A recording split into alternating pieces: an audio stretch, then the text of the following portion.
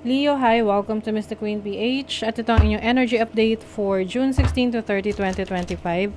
So if you're interested in private readings, meron tayong link sa description at sa pinned comment. Paka-check nyo na lang information kung paano mag-book for a private reading.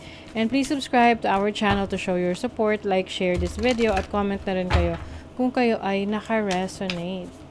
Ayan, so let's see, Leo, what's up with you? What are the energies coming to you second half ng June for Leo? Okay, 10th house. So you are going to be focused on your career. Oh my God, there is a major change in your career, Leo. And itong major change na to ay magbibigay to ng abundance sa inyo. So let's say, nag-iba ka ng trabaho. So yung trabaho na malilipatan mo ay mas abundant, mas malaki yung sweldo, mas maganda yung opportunities, mas may growth and expansion. So be open to the changes that are happening sa inyo ngayon. Kasi yung transformation na yan will happen itong second half ng June. Ano? Yung iba sa inyo, unexpected change. Ito yung tipong bigla ka nalang napuno at ayaw mo na sa trabaho mo at bigla ka nalang magre-resign. Magugulat ang mga katrabaho mo, bakit bigla ka nag-resign, Leo? Oo, kasi you want to grow, you want to learn more. Jupiter is the planet of abundance, growth, expansion, learning. At kung hindi mo yan nakikita ngayon sa career mo, you're about to change your career.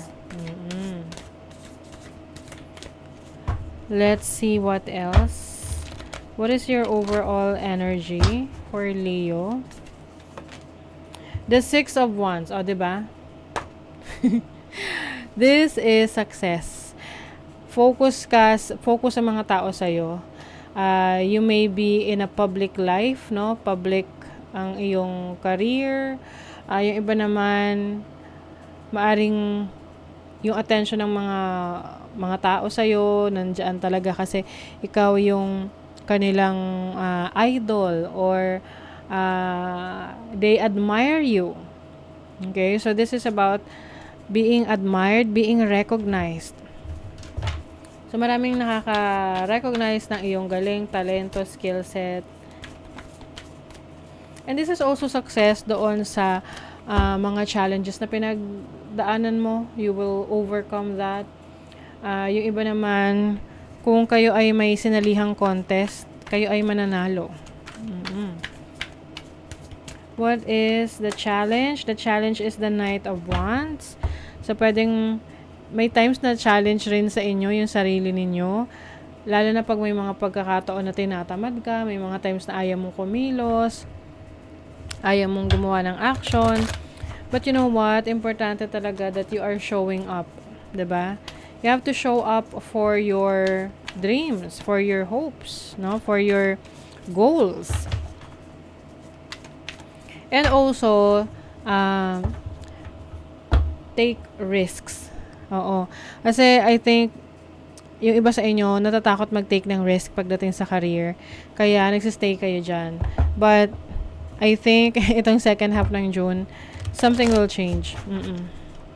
Your opportunity is the Ace of Pentacles. Oh my God. Napaka-aligned ng reading ninyo. Ace of Pentacles is an opportunity to start something new, to initiate, to make things happen. So, that is for your career, to finally take action. Yung iba naman, mag-i-invest. Magsisimula kayong mag-invest ng pera ninyo para lumago. Your blessing is the Hanged Man. So, as a blessing, yung mga bagay na dinidelay mo na gawin, blessing in disguise yun for you. Or yung mga bagay na hindi pa nangyayari for you is a blessing in disguise. Dahil, it serves as protection para sa'yo. So, wag kang, mainis kung may mga bagay na hindi pa binibigay sa'yo sa ngayon. It is because, meron tong tamang panahon for you or merong much better for you na ibibigay si universe. Okay, so let's see the energy of your money. Kaperahan ng mga Leo. Okay. The Nine of Wands. So some of you may be struggling sa finances, lalo na kung marami kang responsibilities, marami kang sinusuportahan. Pero meron kang lakas para mag-generate ng income, no? Meron kang sapat na lakas to create money. Kailangan mo lang talaga na masustain yan. Kailangan mo lang na, kumbaga, wag mo pabayaan yung sarili mo. Okay? Especially if you're a breadwinner or marami kang responsibilities, wag mo pabayaan yung iyong kalusugan. Kasi yan yung kayamanan mo eh. Yung iyong vitality. And then for your career, you have the 9 of Cups. Oh my God! Leo, meron ditong wish fulfillment pagdating sa career. So, I'm telling you, no, kung kayo ay nagbabalak na may baguhin sa career path ninyo, ito na yung sign. You are going to be fulfilled sa iyong career, trabaho, sa business mo, ano man itong pinagkakakitaan mo. Some of you, kayo ay teacher, kayo ay mag-share ng knowledge or skills ninyo sa ibang tao para ma-develop yung kanilang galing, no? So, you are those heroes. Yung iba, kayo ay someone na mentor, no? Nagtuturo to improve the financial knowledge ng iba. O, challenge yourself to do what you think you can't. O, diba? I-challenge mo yung sarili mo dun sa mga bagay na akala mo hindi mo kayang gawin. Pero minsan kasi nasa isip lang natin yan na hindi natin kaya. Kailangan lang natin talagang mag-take ng action. Ayan. So, yung iba sa inyo, meron kayong skill set na i-improve, aalamin, i-discover na akala nyo hindi nyo kaya, pero kaya nyo. Okay? Lagi nyo isipin na kaya nyo yan. So, let's see for your love life. Love life ng mga Leo. Second half ng June. Page of Wands. Okay, Queen of Swords. So, if you are dealing with a person na parang napagod ka na sa kanya, you may be cutting off the connection with this person. Because you want freedom. Gusto mo ngayon mag-enjoy, to go out on a date.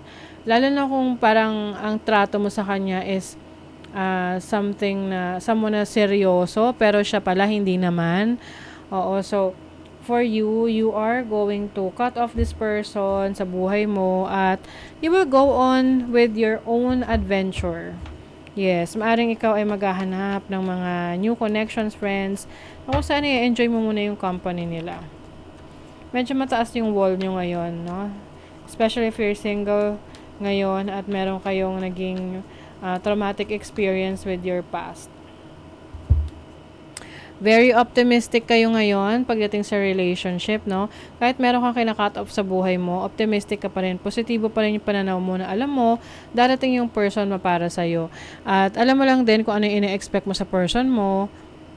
Importante na you know what you want in a relationship. At yan ay ikinu-communicate mo sa kanya just in case makilala mo na siya or mahanap mo na siya. Yan. Napaka-importante na you are open to the person that you're connecting with. Okay, let's see what else. For Leo. Practice compassion. See things from a fresh perspective. Yes, practice compassion. Ito yung parang meron kang awareness and acceptance sa mga bagay na hindi mo kontrolado or mga pakikitungo ng ibang tao. Kasi hindi naman natin kontrolado kung paano tayo itatrato ng ibang tao, 'di ba? Ang kontrolado natin is kung paano tayo magre-react doon sa kung paano tayo tinatrato ng ibang tao. So you are going to practice more compassion. Dahil nakikita mo na mas maganda yung nagiging resulta sa buhay mo kapag you are kinder, no? You are kind. Lalo na kung yun nga, meron ka ng may sense of empathy ka na sa iba dahil alam mo kung ano yung feeling nung napagdaanan nila kasi napagdaanan mo rin, 'di ba? Your dreams and desires are calling you to action. Oh my God. Oh, tinatawag ka na ng dreams and desires mo, mag-take action ka na raw. The journey begins today. Ayan, nagsisimula na ngayon. Oh my God. Oh, a new creative venture is on the horizon. See it as a positive change. See? Things are changing, Leo. So, meron kang creative venture. Magagamit mo na yung talent skill set mo na like what I mentioned kanina, oh.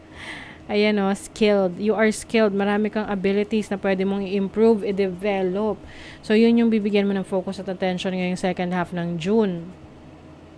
And your desires are calling you to take action. So, kailangan mo na daw take ng first step para sa changes na yan. Okay? Siyempre, hindi naman yan basta-basta na lang mangyayari sa'yo. You also have to manifest and take action. Okay? So, that is your reading, Leo. Thank you so much. See you again.